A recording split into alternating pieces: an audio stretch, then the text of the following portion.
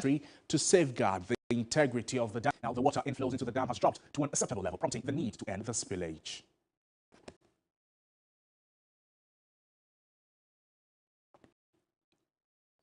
Well, Child's Rights International is reporting 0.62% incident of sexual and physical abuse on some children in the supposed safe havens. The NGO wants the Ghana Education Service to develop an education recovery plan for the reintegration of some 17,287 children who have been affected by the Akosombo floods. Let's speak with Bright Apia, the Executive Director of Child's Rights International. Bright, good afternoon to you. Thank you for joining us. Give us more details about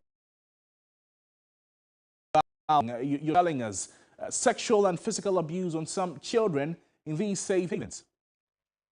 Yes, we collected data there and trying to also monitor the happenings in the area, especially when it comes to children. So we zoom our lens on children, and the figures that are coming out seems to be a bit worrying. So for instance, we've had about 0.62% of children complaining of sexual harassment and some form of a verbal abuse coming from them. And we thought that if not dealt with from the beginning, would also, when it escalates, it can also have some strong effect on the children because of the way and manner the sleeping arrangements are done. And to some extent, some of the children must sleep on the corridors till morning. So once you open up the system like that, it's a bit difficult for you to control it, and people can easily take advantage of that.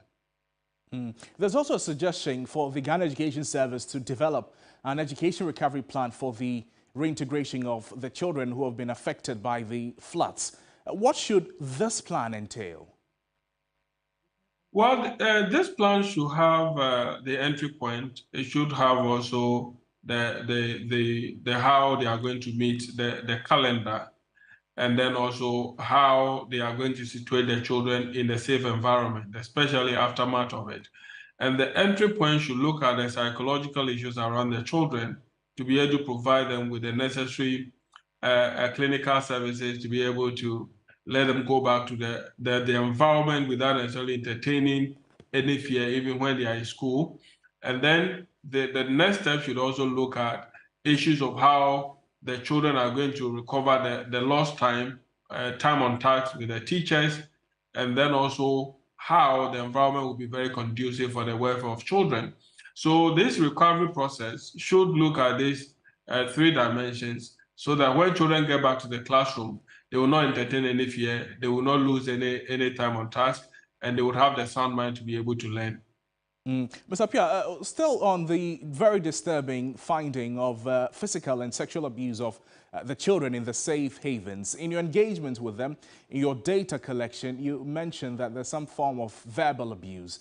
But for the sexual abuse, how is it happening there, and what are efforts you are maybe championing to have these things corrected?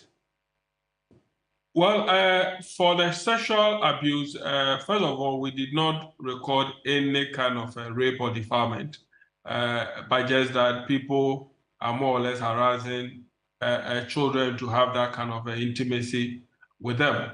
So what we're currently doing is that our eyes are on these 12 girls that we identify in the safe havens and monitoring the activities, and some of them also name the men who are doing that. So we've got our eye on them, and we are hoping that they will stop, and then if they move further, to have some kind of, to force them to do whatever they want to do. That is where we'll come in with a police or would engage the appropriate institution to be able to know what needs to be done.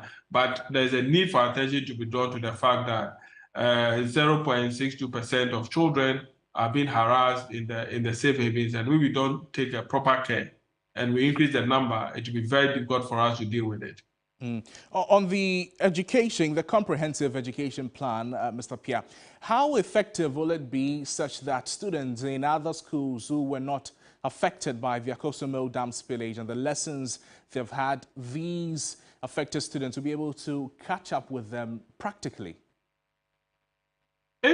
If we have a very comprehensive recovery plan, then all these things will not be an issue to talk about, because one, there will be increase of time to be able to get them to a level in which the current students are. There would also be some kind of support system to be able to bring them to that level. And as you all know, that even in the same education sector, about 9,000 of the children could not retrieve any of their items when the spillage happened. So it means that they lost everything, their textbooks, their uniform, their bags, and everything. So this recovery plan can also look at a situation where the state can voluntarily put certain measures in place to give the support to children, so that when they go back to school, they can get the needed support to be able to learn. So what will go into the recovery plan will determine the extent to which we can go to make up the time lost.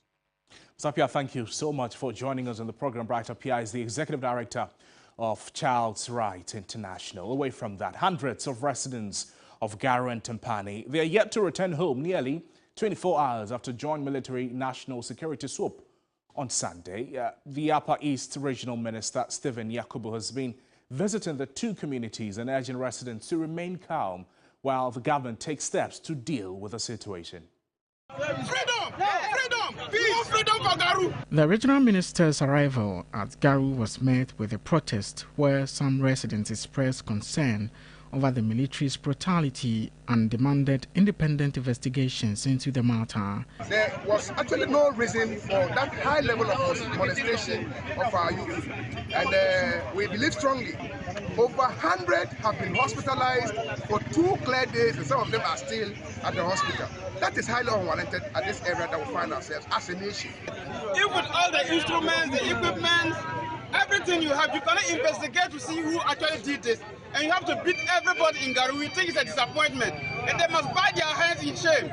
Others condemned social and media commentators who sought to bastardize the residents, calling them terrorists. We, the youth of Garu, want to tell TV3 and its panelists that we are not militia group. We are not militant. We only saw a suspicious vehicle. And true to our suspicion, when the vehicle got to the police station, they saw ammunition inside the vehicle. The best they can do is to support us, to help them fight, to fight terrorism, help them with the insecurity situation. The National Democratic Congress parliamentary candidate for Garu, Dr. Thomas Anabari, requested government and the security apparatus to enhance their investigation mechanisms to minimize unwarranted harm to citizens. The best they can do in Garu is to come and collect all Garu people, put them in a place, censor them one by one, release those who are not suspects, and take their suspects. Good. Take them to a competent court with a competent judge to rule whether they are guilty or not guilty. Good. Other than that, what they did here was barbaric, undemocratic, inhuman. It is only done by vigilantes like the military who came here. The Upper East Regional Minister, Stephen Yakubu, sympathized with residents of the two districts and called for calm. Well, we've listened to all what they are saying, that waves, beatings, and all that we've heard, all that. Some have been complaining that their phones were taken away. Some have been complaining that their monies were taken away. These are reports that we are going to put together and to also let Accra know what we have come to hear and what we have come to also tell us. So it is good that we are here to see everything firsthand. The youth called on the government to release those picked up by the military. Some other subjects this afternoon, and members of parliament have resumed sitting after a 3-month break. In the following report, Evelyn Tingma projects the agenda for the House in what appears to be a rather short session.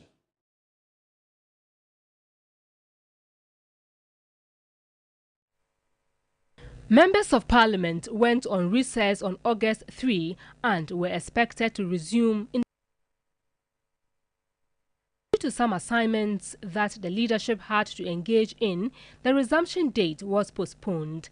Initially, we thought after the conference we were going to be able to, but later on we gave ourselves, I think, another week. We thought that if we're not able to do it on the 10th, we were going to go on the 17th. So that was tentatively what we planned to do. Something that escaped us. The pendency of the Interparliamentary Union Conference in Angola. It begins on the 20th and ends on the 26th or so. The House will now resume on October 31. Members will have several tasks to complete before the Christmas break in December. One of the major issues will be the budget statement for the 2024 fiscal year to be presented by the Finance Minister. Normally, the budgets will come around the 15th of November. So we reconvene maybe a month or so to deal with outstanding businesses, including bills that may have to be done before the budget is presented. Now, 31st, we have barely 2 weeks. So it means that we are going to have about 7 weeks or so.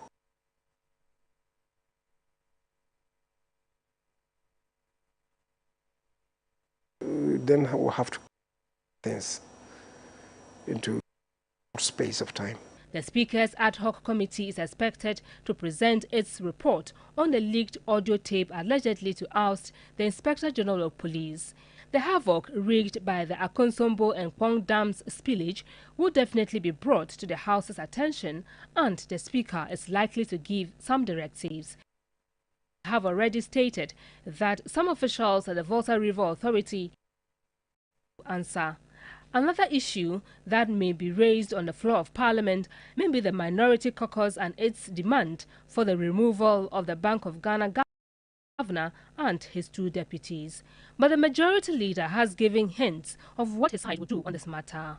We could have invited the governor to come and talk to issues that are not clear to us. You go on a demonstration, you organize a press conference against them, what you think is happening within the corridors, and then you go on demonstration. When you come back to Parliament to move a motion, do you want me to support that? This meeting of Parliament, though according to the Majority Leader, is going to be a very short one, a lot more is expected for it to handle. Aside the matters mentioned above, there are also some outstanding bills to be worked on, such as the promotion of the proper human sexual rights and Ghanaian Family Values Bill, also known as the Anti-Gay Bill. Loans, tax waivers, instruments may also be presented. Ministers will definitely be scheduled to answer questions on the floor, as well as the Speaker may admit statements and motions for debate. And all these may have to be done before members rise again for the Christmas break in December. Evelyn Tinkma, TV3 News, Parliament House. Well, clearly a packed meeting, but with very limited time. Let's touch base with my colleague Komla Kluche, who is in Parliament as the House has resumed today. Komla, good afternoon to you. Thank you so much for joining us on the program. The first day of the resumption, what is on the table? Well, not much apart from the presentation of papers. As I speak with you, the House was scheduled to start proceedings at 10 a.m. It's just minutes past 12. The MPs on the floor. The business committee has had its meeting, but they're actually yet to start. I have not also seen the Speaker in the chamber or within the presence of the House yet, but I can assure you that quite a good number of the MPs, even though not enough, understandably so, on the side of the majority, the MPP MPs, you know that this weekend is a packed one for them, that they are doing campaigns in their various constituencies for the flag bearer to represent their party in the 2024 elections. And so not many of them are here, but we have some represented here, as well as those on the NDC minority side as well. Kamala, clearly we could see that it's going to be a very packed meeting for Parliament this time around, and they have very short time. From your engagement with the members of Parliament, how prepared are they to go the full haul? Well, if you speak to minority MPs, they tell you that, well, it's the government side or the majority side that needs to show commitment. In the past, they have been ready to do business, but it does appear that they have not been ready. I mean, these are allegations that they have made in the past, but some level of understanding has been had that this is just about a month and then some 2 weeks that they'll be spending before going for the Christmas break. And so there's a need for them to work hand in hand, to work together to be able to attain what they need to do. Quite a lot is cut out for today, which has to do with on the order paper for today, the 31st. What they have is the presentation of papers that the district electoral areas and designation of unit amendment regulations 2023, the Ghana Enterprises Agency classification of micro, small and medium enterprises regulations 2023, the tree crop regulations 2023, and then also the presentation and first reading of bills such as the Affirmative Action Gender Equality Bill 2023. This has been on the table for quite a long time. Social Protection Bill 2023, the Ghana Investment Promotion Center Amendment Bill. This is what is scheduled for today on the order paper. But the House is yet to start sitting, and we are waiting as to whether they will be able to start before the 1 o'clock. But there's also the indication from the minority side on the brutalities in the Garu area. Well, as a committee, especially the minority side on the Defense and Interior Committee, I spoke with James Agalga, who is not here at the moment, but on phone. He indicated that this is a disturbing matter. One of the many instances that they think that the military or the state security has gone the excess in meting out these brutalities to individuals. The National Security has launched a program and said, if you see something, say something. If these things continue to happen, it does appear that people may not be encouraged to be doing or to be giving information. And so there's a need for them to delve into this matter, one as a committee, and also look at a proper measure in terms of dealings between the citizens and state security, especially the military and the citizens. Komla, thank you so much. Komla Kluche is a parliamentary correspondent there. Moving on, anti-corruption campaigner Adam Senanu is backing calls for a more comprehensive legal framework capturing modern corruption trends. This comes in the wake of the special prosecutor citing former Minister of State at the Finance Ministry Charles Dubois for exercising poor judgment and acting recklessly in receiving money from persons he believed to be investors. Dubois was captured in an investigative documentary assuring investors of giving them access to the presidency. He received a cash of $40,000 during the interaction.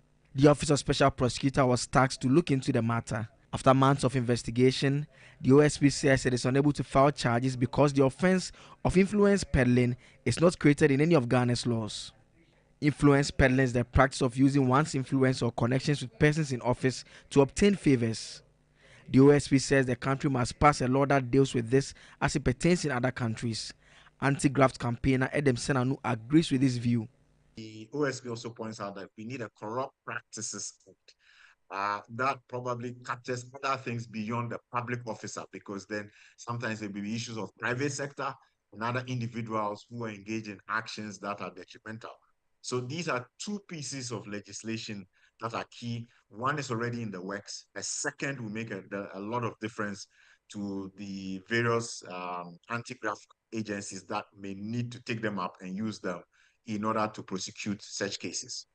Despite terminating the investigations, the OSP says it reserves a right to reopen the case should the circumstances change.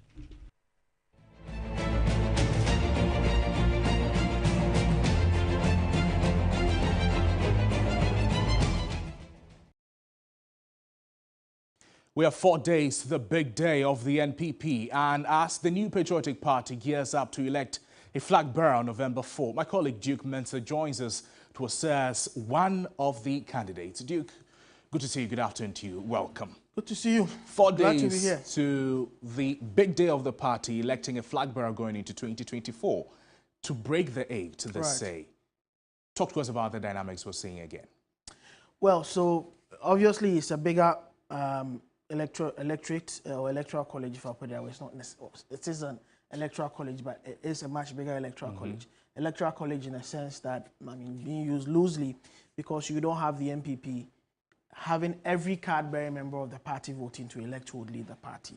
So it's some sort of an electoral college of sorts, because you have persons drawn from all the polling stations, electoral areas, and the constituencies forming these delegates. Over 205,000 of them voting across 274 voting centers. In fact, 3 constituencies are not voting. That is Mampong, Sunyani West, and Fomena, because there are still some legal issues and other issues around them. So the stage is set. The candidates have been crisscrossing since August, the end of August, when they got to know their fate. After that was done, a lot has happened. Alan leaving the party, it's changed the dynamics of the election quite a bit, but I've still there's still all a lot the more to 205,000 talk about. Delegates. We've been paying attention. Grass, really. We've been paying attention to the aspirant. There was a profile of a Dynamo and how his campaign is going. Talk to us about another underdog, if you like, Dr. Afriyie Akoto. How is he doing? Well, Dr. Afriyie Akoto has been canvassing also, putting across his message strongly. He's not a stranger to the party. Someone we can say was born into the party, his father being one of the stalwarts of the party in terms of his formation in the pre-independence era. We're talking about Santinese linguist Ochame Bafo Osei Akoto, a very popular figure who formed the National Liberation Movement, which then went on to amalgamate forces with other political parties to form the United Party, which is the antecedent organization for the New Patriotic Party, if you like. So he's been meeting delegates, talking to them, pushing his message for a strong party. He's someone who says there needs to be a strong party, even to a point where sometimes he thinks that political activists deserve more than those of our citizens because he thinks the party must be strong and people must enjoy for being members of their political party and for being activists, if you like. But apart from that, to the entire nation, building on what he calls his success at the Agric Ministry, he's promising an Agric revolution, an Agric transformation, and now he's promising that he will commit 10% of the country's budget to financing agriculture and its development if he's made flag bearer of the MPP, and he went to become president. Well, let's take a listen to what Dr. Afriyie Akoto, my colleagues. Importance of agriculture in terms of its potential to transform this country, that we should give it special attention by making sure that at least we reach the AU target of allocating 10% of our budget to agriculture. Okay, so to do that, I will set up an agricultural management, like the economic management team that we have, chaired by the Vice President. The President will be presiding over the agricultural management team himself to ensure that the budget required for the transformation of agriculture will take place, that all these institutions that I have mentioned, which are now in the pipeline, will be well financed and so on. And then Ghana can reap the benefits.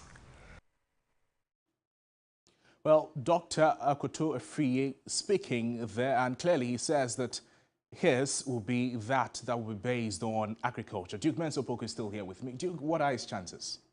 Well, if we look at the polls that have been done, actually it's trailing the polls. If you look at what has just been done, recently released by Musa Danko and his Global Info Analytics is anything to go by. It's trailing by some 0.3%, while Adanimo actually has 0.4%. So he's actually, for Adanimo, has overtaken him. If you look at the nominal figures in the super delegates, he got 36, Adanimo got 9. But this is just polling. I mean, and there are about 15% who are undecided and all of that. But if there's anything to go, if what happened with the super delegates, anything to go by, he's not part of the top 2 in terms of the polls and all the numbers. His campaign and his quest to run for president is to be based on agriculture. From your engagements with other political actors, how viable is that vision? Well, for some of them, everybody, some of them believe in this vision. They think that if Agric is given its preeminence, it would work. But for a political scientist like Dr. Asah-Asante, he thinks you need to build your political program on more than just Agric. We're in a country that's just, I mean, it's under an IMF program, needing to leave that IMF program. You can't build your program just on Agric. It needs to be more than that. So that's what Dr. Asah-Asante told me when I interviewed him earlier. Focus on what? Agric revolution. And that he has made it a case that if you listen to his conversation from that time, you realize that most of the things he believes in this country that needs to be fixed, Agric can fix them all. It is true, but for me, we need a more complex, a more superior argument relative to this. I agree. I agree that you cannot discount the fact that Agric is the mainstay of this country. But there are so many sectors that they ought to be looked at from their own perspectives, all right? Like the economy, even though Agric dovetails into it, and then the vice versa is also true.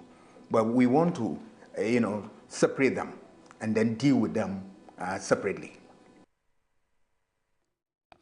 Dr. Asa Asante speaking. They reminded that on Friday, November 3 here on TV3, we'll bring you the final countdown in anticipation of the big day of the NPP. And of course, you'll have to stay with us here, your election command center, for all the updates on the NPP primaries. William Evans Inkum has been following the event ahead of the big day in the NPP's World Bank in the Ashanti region. He's joining us with some more updates. Evans, good afternoon. Thank you for joining us. First, tell us how many delegates are voting in the Ashanti region and what the dynamics are looking like 4 days to the big day. Well, absolutely. So in the Ashanti region, we are looking at a total of 34,987. But we understand that constituency like Mampong wouldn't be part of this particular exercise because they're still having some litigation in the court over the credibility of that particular constituency's album. So they wouldn't be part of this exercise. That is what we have been told as far as the leadership of the party here in the Ashanti region is concerned. Apart from that, all other 46 constituencies are taking part, in Sunday's election. But if you're looking at the total number of delegates across the length and breadth of the country who are voting, then we're looking at 203,436. So the breakdowns as follows for AHA4. We know that a total of 4,204 delegates are voting. Ashanti region, I've said earlier, 34,987. Bono, we have 6,661. Bono East, 7,571. Central, 18,127. Eastern, 21,233. Greater Accra seems to have the largest number, talking about 39,134. Uti, 3,480. Northern region has 11,803. Northeast has 5,210. Savannah, 3,964. Upper East, 8,108. Upper West, 6,640. Volta, 11,995. Western, 13,717. Western North, 6,122. And of course, the party's headquarters looking at 463. So these, put together, we're talking about 203,439 delegates will have the say among the 4 candidates who lead the party. And definitely we're going to have the answers after November 4. Historical record since 1992 when the party first held its presidential primaries. What has been the trend in terms of figures, briefly? Well, so in terms of figures, the first Congress that was held in 1982, of course, you all remember Professor Albert, or the late Professor Albert Edu Buahin. In nominal figures, he had some 1,121, representing 56.6%. In 1996, when the party held its second presidential primaries, it was the former president, His Excellency John Agyekum Kufuor. He garnered some 1,034 votes. In terms of percentage, he was looking at 51%. Of course, in 1998, he repeated the feat, winning that particular presidential primaries with a percentage of 64%. Then in 2007, we have Nana Addo Dankwa Akufo-Addo also hovering around 47-48%. But then, of course, he had the highest in 2015 when he hammered some 94% of votes. Right. Now the big question is, what will happen on November 4? It's just a matter of time. Evans, thank you so much. William Evans Inkum is speaking with us from the Ashanti region, but earlier was Duke Mental Poku, also from our political desk. Well, the Vice President, Dr. Bawumia, is wrapping up his campaign in the Upper East region. Vice President will be meeting over 8,000 delegates at a rally in Bolgatanga to solicit for votes. Regional constituency and the other executives of the party from the various regions and party faithful are expected to join and support the Vice President in his bid to lead the party after the November 4 primaries.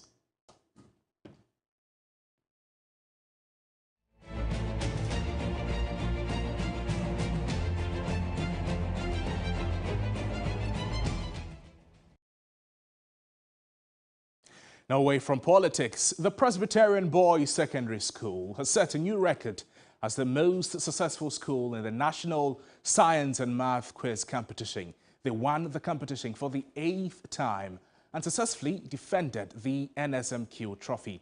Presec beat competition from the Achimota School and Opokuwari School with lots of points. Christian Yali has more in this report.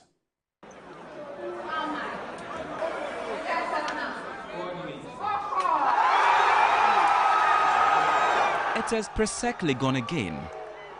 The Blue Magicians believed their great God and triumphed over the Achimota School and Opokuwari School. They were nearly upset by the Motown Boys, who produced a spirited performance in the 4th round. But with their poise, they secured a win in the final round.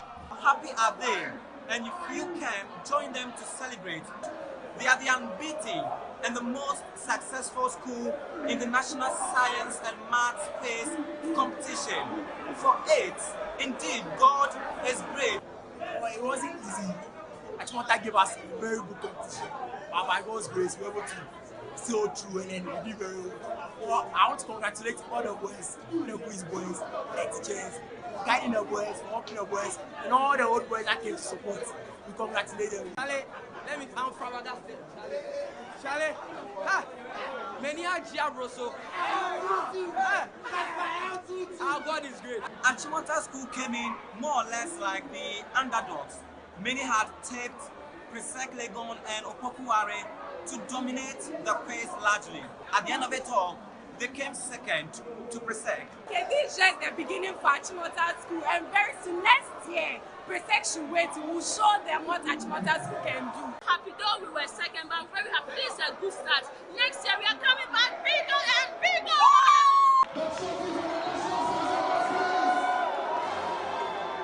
So they have earned a total package of 70,000 Ghana cedis. Presec Legon once again has won the trophy back to back in a row. Christian Yali, TV3 News, National Theatre.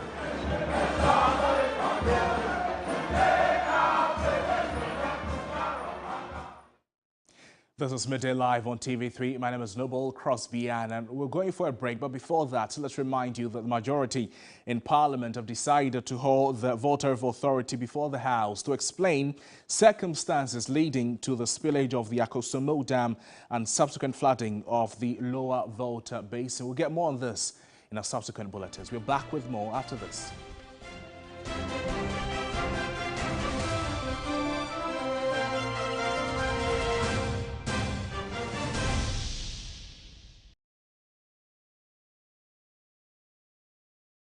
Ladies and gentlemen, we're going to demonstrate to you the superior properties of Flamingo paint as compared to other paint brands on the market. We take equal quantities of Flamingo paint and this ordinary paint. We then dilute them with water. And now, let the test begin. The gentleman on the left is going to apply the ordinary paint, and the gentleman on my right will use the Flamingo superior paint. As you can clearly see, Flamingo has the obvious better hiding. Furthermore, Flamingo has painted a much larger area.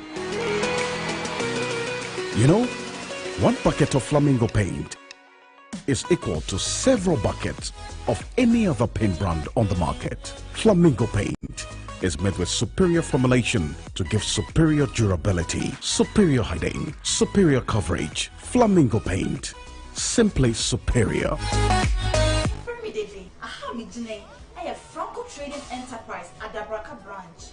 About phones, accessories, any new Mexican one you nadia. When you say Franco Trading Enterprise, number 1. Your television set from 24 inches to 65 inches, air condition from 1.5 horsepower to 2.5 horsepower. Your CCTV cameras, Bluetooth speakers, your phone covers, protectors, pen drive, hard drive, iPhone, Samsung, Infinix, Huawei. It's a full beer open Uyasima Fanebia. Pura Franco Trading Enterprise.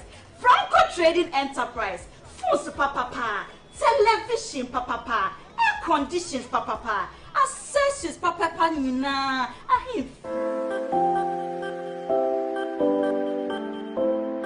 Mekai mrebi echemu. Na tepia ye dabone mamichini no. Nanswane ye try me maximum regular hair relaxer and free olive hair moisturizer ka ho no. Ma bra boasesa. Me the maximum olive hair moisturizer no from maximum regular hair relaxer no na me dia fa me trini na se. Maximum regular hair relaxer ye trini ase adwuma ma ne yemre. Motso na atnetene no so kama. Me sanso the maximum's rich hair pomade ye me trini na se. Na amananse, amanembubu, na amanantetenso. Afei dia me trini na ashrin. Emuso ye drew. Maximum super hair relaxer so ko homa wana wo trini na ding. Maximum hair relaxer because you are the max. FD Adredi and Krat. The race to be the new patriotic party flag bearer ends here. Vice President, member showdown. The showdown is on as the new patriotic party elects their presidential candidate on November 4. Member showdown. 4 candidates, over 200,000 delegates, 1 massive title of flag bearer at stake, all on your election command center. Would it be the main showdown contenders in Kennedy Ahwene Japan and Vice President Dr. Mahmoud Bawumia, or Dr. Efriye Akoto will top all? Who is more establishment than the grassroots? They have the power. Or Francis Adainimo? The party needs an unblemished and a unifying new face. From the first cues, the first votes, the reactions, the analysis, context, the backstories, to when the final vote is counted. It will be all on your election command center on TV3 and 3FM 92.7 and across all our social media platforms all day on November 4. Hello guys, my name is Andrew King. This is Joshua. Together we are Catching Global. In times like this, just look up on the hills and you know that you are not alone. Yo, I say this is Black Prophet. My name is Joyce Blessing. Hey, what's up? My name is Adam Go-Getter. Come this Wednesday, we join in Media General, TV3, to do a relief concert. We're going to be performing, Charlie, for the flood victims. I need everybody to support as we organize a relief concert on the 1st of November with TV3. Join us for the Media General Relief Concert, a charity fundraising concert to raise funds to support the victims of the recent Akosombo Dam spillage. Together, we can make a difference. Be part of hope, be part of change as we come together on Wednesday, 1st November at 4 p.m. with chart-topping musicians and celebrities on the premises of TV3. Wherever you are, you can donate. Remember, no amount is too small. All proceeds will go to the affected communities. The Media General Relief Concert, where hope comes alive. Join us on Wednesday, 1st November at the premises of TV3. Donate now. Your support can light up lives.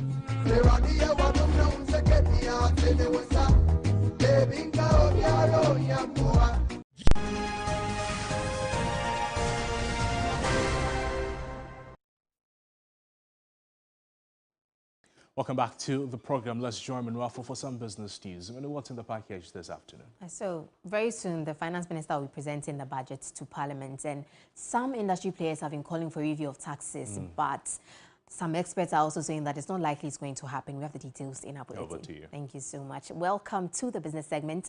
My name is Minwa Fall. In our first story, economist Professor John Gachi says it is not likely government will review taxes in the 2024 budget statement to be read by the finance minister following the IMF conditionalities. A pre-budget survey report by KPMG indicates that many businesses were adversely impacted by some taxes such as e-levy, the Growth and Sustainability Levy, as well as the COVID-19 levy. Many business groups, including Ghana Union of Traders Association, Traders Advocacy Group Ghana and the Food and Beverages Association of Ghana have called on the government to review some taxes in its 2024 budget statement. These businesses argue the numerous taxes and high import duties at the country's ports have raised the cost of doing business, leading to increased prices of food and basic commodities. We are not only traders, but we are also experts in the area, and we are giving them feedback that together we can do this. We've tried this high taxation thing, and now you literally have to force your taxes from the payments of the taxes from the payers. Try the other option, and people will willingly pay, and you can make more money. A major problem being the taxes, excessive and extortive taxes that we are being made to pay. The COVID levy came as a one-purpose tax, just to help combat the COVID disease. Now, fortunately, COVID is no more there, so it needs to be out of the table. They also argue the situation has contributed to high rate of goods being smuggled into the country. However, economist Professor John Gachi thinks government can do little to help these importers and traders due to IMF conditionalities. The budget presentation will largely mimic the IMF focus, and it will be very difficult for the government to actually relax the taxes, even though that is the opinion by the market players, even though that is the opinion by the KPMG survey that was published recently. So there will be some attempt to demonstrate that we are trying to target some productive areas to incentivize, but that overall may not be the solution. Well, on to more stories. The Institute for Energy Security, IES, has projected that fuel prices are likely to remain relatively unchanged on the domestic fuel market from November 1. It says this is as a result of a marginal drop in price of finished products of petrol, diesel and liquefied petroleum gas on the international market, as well as the cedi's depreciation during the last 2 weeks.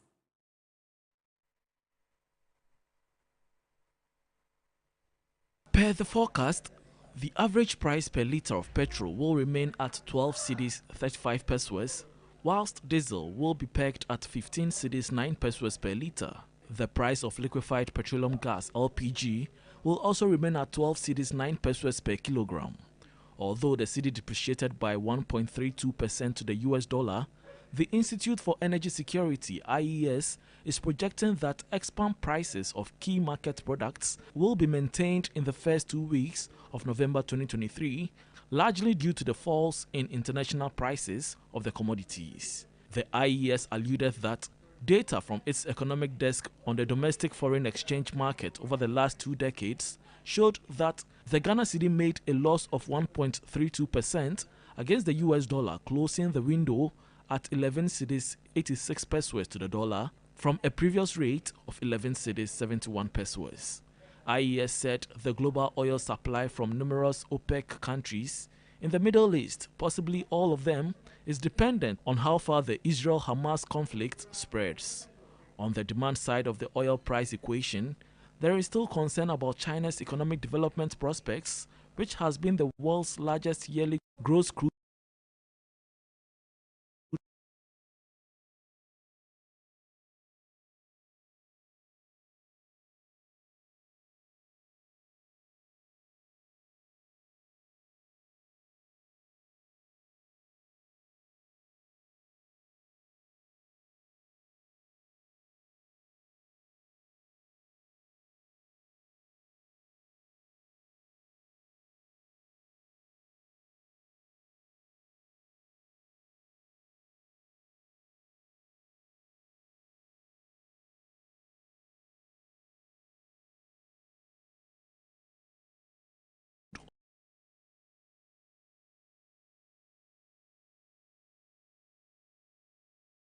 oil importer since 20 started increasing to develop power through the solar system. Requires through analysis, requires about $900 million. So tell me, how many companies can, even government, it's very difficult for even one government to raise such an amount. How much more the private sector? That's why we are saying that the requirement is beyond the capacity of one government. It's beyond the capacity of one country, because even the existing infrastructure will not allow us to participate in the entire value chain. Hence, the need for regional linkages, deliberate collaboration among government, deliberate collaboration among the private sector across countries to pool resources together to be able to participate. And what government can do in terms of creating the enabling environment, key is the investment in research and development, because usually it's difficult for the private sectors to do this.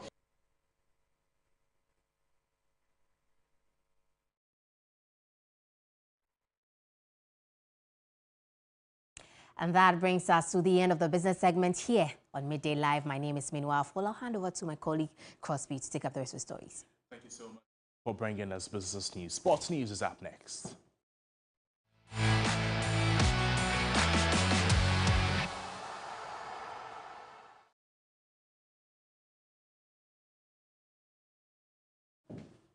Well, Riku Ampafo has all the happenings in the world of sports. Let's join Riku for some sports news now. Riku, over to you. Well, thank you very much. We start off from England, where Arsenal head coach Mikel Arteta says that Thomas Partey's fitness record is a big muscle injury in training last week and is expected to miss the next few weeks. I think he will be out for weeks. I don't know how long. But yes, he's got another appointment today, and we will see more after that. Yes, it's a big concern, because when Thomas is fit and available and he's been part of the team, we've seen what the results and the impact that he had in the team. This season we have more protection, especially for that reason as well, because we know in the last 2 seasons what had happened and the impact that I had in the team. So we have to address that. And now it's happened, and it happened in football. I'm so sorry for him, because I think he's doing every single thing that he can do right. To be there, he was gutted. We are all for him, but he needs to lift himself up again with our support and go again, because he's a player that is critical for us. Well, let's come back to Ghana, where the Black Queens are set to face Benin on Tuesday for a place in the round 3 of the 2024 Olympic Games qualifiers. Nora Hoptel, who's the head coach, says that the team is ready for the task ahead. Always for results. We're in a qualification, and it's a second leg, and so of course we will drive to win this game. It's the second round of the Olympic qualifiers. And it's our objective to pass through to the third round in February. So we take this game with the full seriousness, focus, and we analyzed very well the game, the first game. So we also set our training tactic-wise to find, again, a bit better solutions. And yes, we will show the answer tomorrow on the pitch. Now, Lionel Messi won the men's Ballon d'Or for an 8th time on Monday night. The 36-year-old was recognized at the ceremony held in Paris after helping his country Argentina win the World Cup in Qatar in 2022. England and Real Madrid midfielder Jude Bellingham won the Copa Trophy for the world's best age player under 21. Messi won his record-extending Ballon d'Or award ahead of Manchester City's Erling Haaland. France forward Kylian Mbappe, who became just the second man to score a World Cup final hat-trick in the 4-2 penalty shootout defeat loss to Argentina, finished third in the rankings. Last year, another glorious chapter in the career. Asking for Messi's 3 children to come up on stage to join him, Thiago, Matteo and Cyril.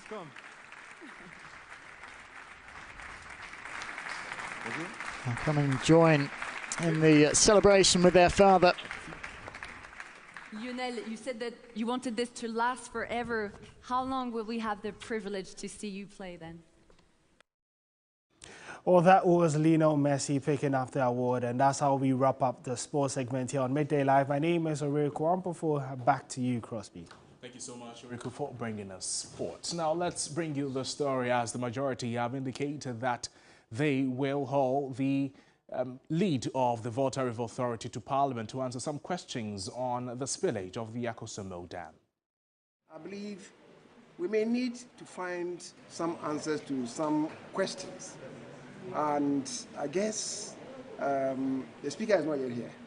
But when the Speaker comes, we'll have some discussions with him. And I believe it is important for us to invite VRA to come and fully brief the House about what has happened, the repercussions, and how to avoid any future such events. Of course, you're looking at the integrity of the dam itself. Fancy the situation, this was not done. And the dam itself got breached. You know, the impounded water, its effect stretches to as far as Yeji and beyond. And if all the impounded water is flowing out within, say, 1 week, can you fathom the devastation that it will cause the nation? Maybe about a quarter of this country will be gone. But we hope to God that it doesn't happen. However, what has happened has affected some people. How do we help to assist them and also to arrest any future such events? Which is why I'm saying that it will become important for us. It will become important for us to invite the VRA to have some discussions with them on that.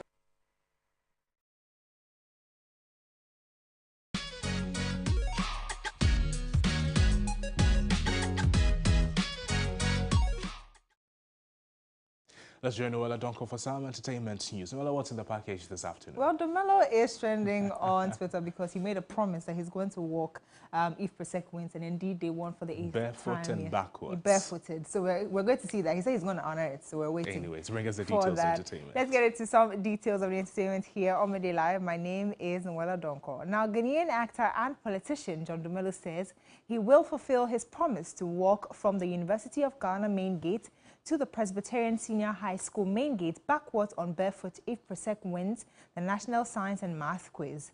I'm a proud Achimotan, but if Presec wins the NSMQ 2023 on the 31st, I will walk barefoot backwards from my Yawaso West walk onto Presec School. They can't win over Motown. Presec, Tria. Dumelo tweeted on Sunday, October 22, 2023. Now reacting to calls to fulfill his promise following the win by Presec, the well-loved actor said, he is a man of his words and will walk the talk. Taking to his X, formerly Twitter, page, John Dumelo wrote, I am a man of my words. I will be walking backwards barefoot from the University of Ghana main gate to Presec main gate on the 31st of October at 4 p.m. I want to congratulate Presec for winning the National Science and Math Quiz Grand Finale. I am wholeheartedly proud of Achimota School and also OWAS. I will walk the talk. Hashtag I did for you, his post read.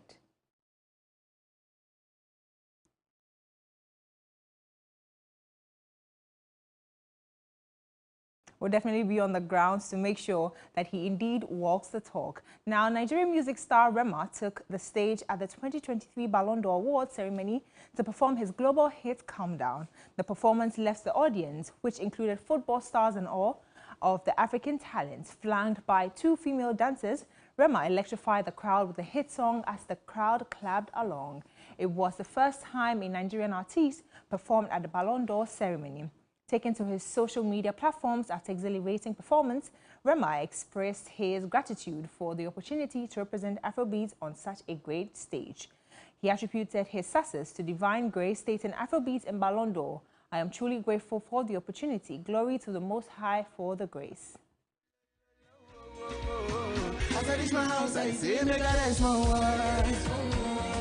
As me awake, she my mind then one day too, one of people go us. Now so me a call her, say me really go as I start to tell her, you know my heart it is. Oh baby girl, if you leave me, I don't go love again. What a time to be African. On to some more stories. A member of the Recording Academy, Richardine Bate, says Ghanaian artists and stakeholders in the local music industry need a united front to make their voice heard and stay true to their sound if they want to attract the attention of the Recording Academy. The award-winning publicist was speaking earlier on New Day Morning Show. is Ghana doing enough on the global market? And if we're not, what is missing? Because the Nigerians seem to have taken over with Afrobeats. Now it's even credited to the Nigerians, whether we like it or not. You know, but Ghanaian artists are also trying their best. Yeah. For some reason, we're not hitting it like we should. You guys have to come together, like, be one, be unified. And We're not unified? I don't think so. I think it feels like everyone is doing their own thing. Like, if you guys publicly, if you all come together and you're like, okay, this is what we're doing, become members of the Recording Academy. Yeah. Like, you know, have your voices heard. And that is what's going to make the difference. That's all we need to do. Yeah, that's the starting point. And that's what's working for the Nigerians. So it's not even about the quality of music, PR, etc. Yeah, definitely. I mean, sure, like, it's good if people know, like, who the artist is or who the team is that works on a thing, but with the Academy specifically, it still comes down to the peers. Like, so no matter how great it is, because I'm sure you've seen, like, they'd be like, oh, you know, but Beyonce was snubs for this one, or Nicki Minaj should have won. And I think they're all great, and I think they should have won also, but that's not the determinant factor. That's not what makes you win. Well, that's it for the entertainment news segment here on Midday Live. My name is Nwela Donko. I'll be handing over to Cosby now. Nwela Donko, thank you so much. Let's bring you some international news now.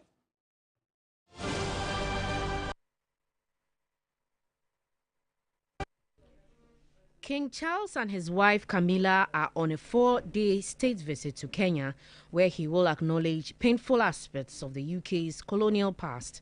More than 10,000 people were killed and others tortured during the brutal suppression of the Mau Mau uprising in the 1950s, one of the British Empire's bloodiest insurgencies.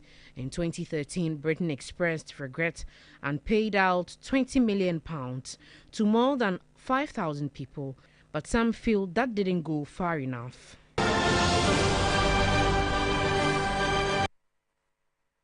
Well, that's all time will allow for this edition of Midday Live. From our News South studios here at Addis Ababa, Kanda in Accra, my name is Noble Crosby, and thank you so much for watching the bulletin. See you again some other time.